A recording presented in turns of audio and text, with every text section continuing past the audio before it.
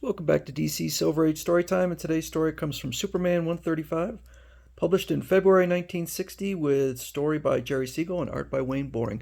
Years ago, the Man of Steel met a beautiful girl from the sunken continent of Atlantis for whom he was ready to forsake his Superman career, but fate decreed such a romance not to be. Now, once again, this mysterious girl enters his life and becomes Superman's mermaid sweetheart. The mermaid I love is mortally wounded. I've got to rush her back to Atlantis for medical treatment, and my path is now blocked by an atomic sea monster on the rampage.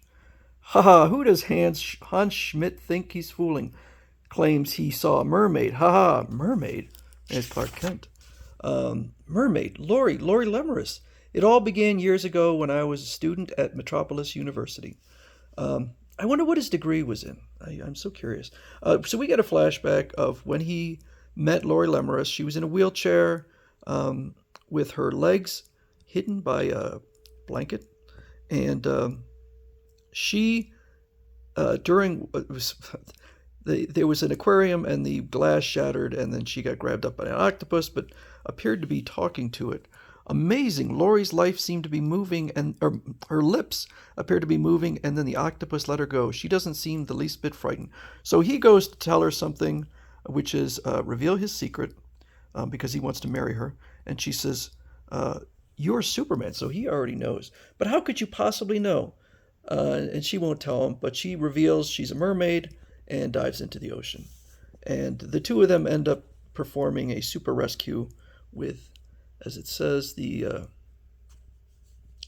strangest rescue team the world has ever seen. And they kiss because she has to go back to Atlantis. Goodbye, Lori. I'll always love you. So he wanted to marry her.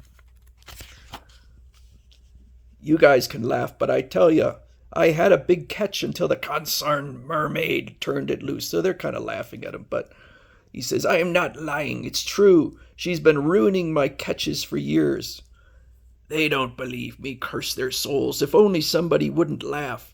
I'm not laughing. I'm a reporter, and strange real-life stories intrigue me, described the mermaid. So he does. She's too beautiful to be human. So Clark Kent goes out there, and he thinks about her because she can read his mind, which is how she figured out he's Superman. He sees a flipper in there, but, it's just a dolphin, which doesn't really look like a dolphin. But there she is. Lori Lemaris, I knew it. Your instinct was correct after all, Superman. So they get reacquainted and kiss.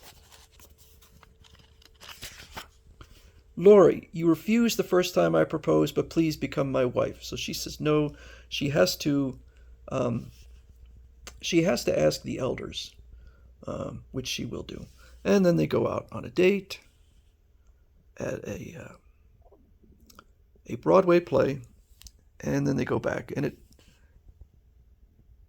I'm sorry, he did not propose up there. Oh, no, he did, but he proposes again, and later it turns out she's going to go and ask the elders, but Hans Schmidt spots them.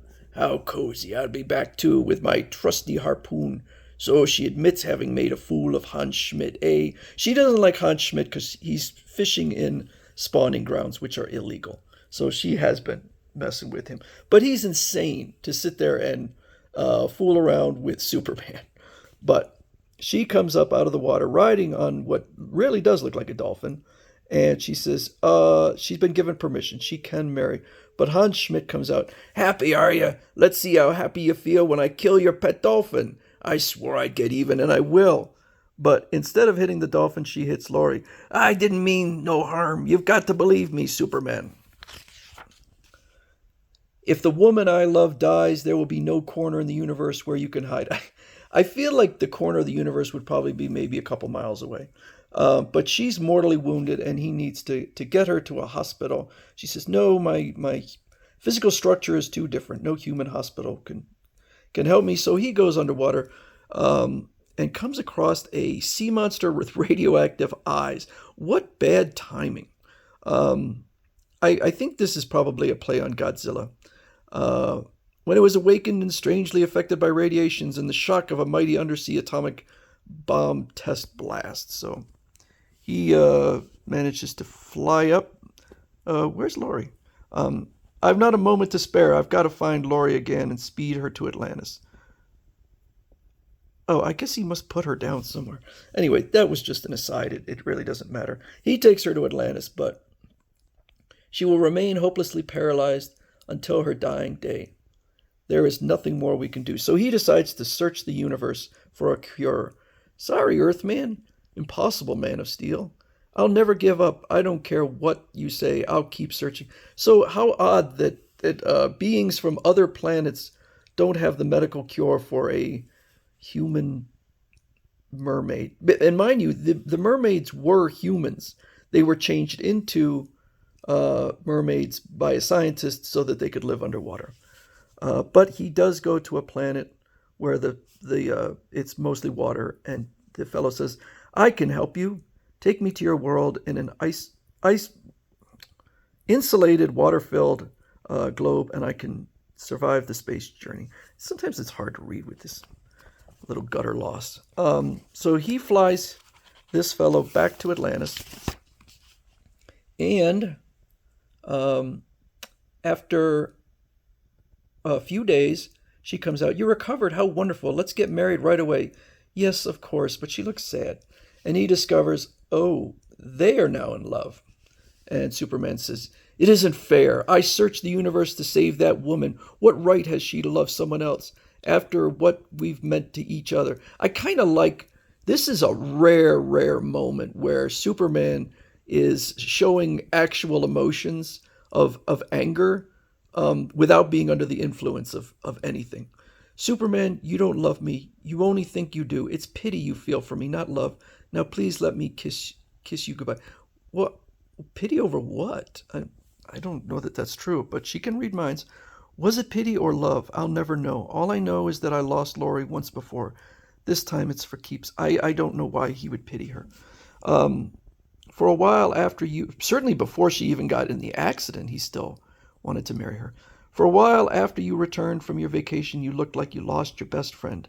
I'm glad to see you looking better. I lost more than a friend, but now it seems like I've awakened from a dream. You're a grand cheerer-upper, Lois. How about a date?" And presumably after this, she says, "Hell no, you weak, wimpy,